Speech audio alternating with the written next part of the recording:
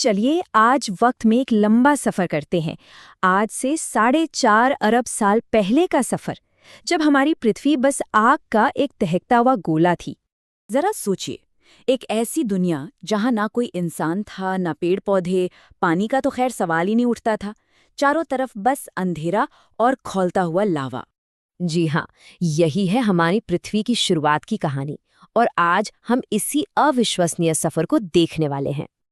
तो हमारी कहानी का पहला पड़ाव है आग का गोला, यानी वो वक्त जब हमारी दुनिया का जन्म हुआ था।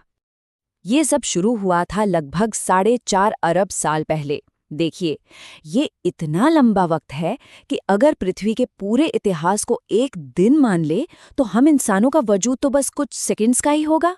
उस वक्त अंतरिक्ष में सिर्फ गैस और धूल के बादल मंडरा रहे थे। तो हुआ ये कि अंतरिक्ष में तैरते हुए गैस और धूल के कण ग्रेविटी की वजह से एक दूसरे की तरफ खिंचने लगे और फिर लाखों सालों तक ये सब जुड़कर एक बहुत बड़े दहकते हुए गोले में बदल गए। और बस यही था हमारी पृथ्वी का जन्म।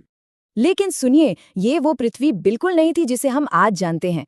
ये तो बस आग का एक गोला थी। हर तरफ ज्वालामुखी फट रहे थे, पिघले हुए लावे की नदियां बह रही थी और गर्मी इतनी ज्यादा थी कि वहां किसी भी चीज का टिक पाना नामुमकिन था। पर फिर सब कुछ बदलने वाला था। चलिए कहानी के अगले अध्याय पर चलते हैं। पानी की दुनिया। करोड़ों साल बीत गए और हमारी पृथ्वी धीरे धीरे ठंडी होने लगी। वो आग का गोला अब पत्थर की एक सख्त परत में बदल रहा था। और फिर एक ऐसी चीज शुरू हुई जिसने सब कुछ बदल कर रख दिया, बारिश। लेकिन ये कोई आम बारिश नहीं थी। ये बारिश हजारों सालों तक होती रही, लगातार, बिना एक पल रुके। सोचकर देखिए, एक ऐसी बारिश जो कभी थमती ही नहीं। और इस कभी न रुकने वाली बारिश का नतीजा क्या हुआ? पृथ्वी की सतह पर पानी जमा होने लगा और इसी से हमारी दुनिया के पहले महासागर ने जन्म लिया। पानी तो आ गया, लेकिन कहानी का सबसे बड़ा और सबसे रहस्यमयी मोड़ तो अभी आना बाकी था। अध्याय 3, जीवन का रहस्य। तो सवाल ये है कि इस पानी की दुनिया में वो पहली चिंगारी कहाँ से आई? आखिर जिंदगी की शुरुआत हुई कैसे? ये विज्ञान के सबसे बड़े सवालों में से एक है। देखिए, जीवन की शुरुआत किसी विशाल जानवर से नहीं हुई, बल्कि समंदर की गहराइयों में, जहां सूरज की रोशनी तक नहीं पहुंचती। कुछ ऐसे छोटे छोटे जीव बने जो हमें आंखों से भी नहीं दिखते थे। यही थे हमारे ग्रह के पहले जीव। और सबसे जरूरी बात, ये मामूली से दिखने वाले जीव ही थे जो आगे चलकर हर बड़े और अजीबोगरीब जीव के पूर्वज बने। यहीं से जिंदगी का वो महान पेड़ बढ़ना शुरू हुआ था। और यहीं से कहानी में एक जबरदस्त उछाल आता है।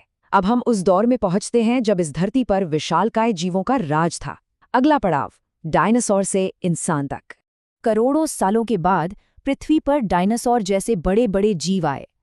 फिर एक बहुत बड़ी तबाही ने उनका अंत कर दिया और फिर एक नए युग की शुरुआत हुई, जिसमें धीरे धीरे हमारे पूर्वजों यानी इंसानों का जन्म हुआ।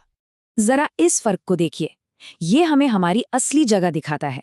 एक तरफ हैं डायनासोर्स जिन्होंने इस धरती पर करोड़ों साल राज किया, और दूसरी तरफ है हम इंसान, जो इस कहानी में बस कुछ पल पहले ही आए हैं।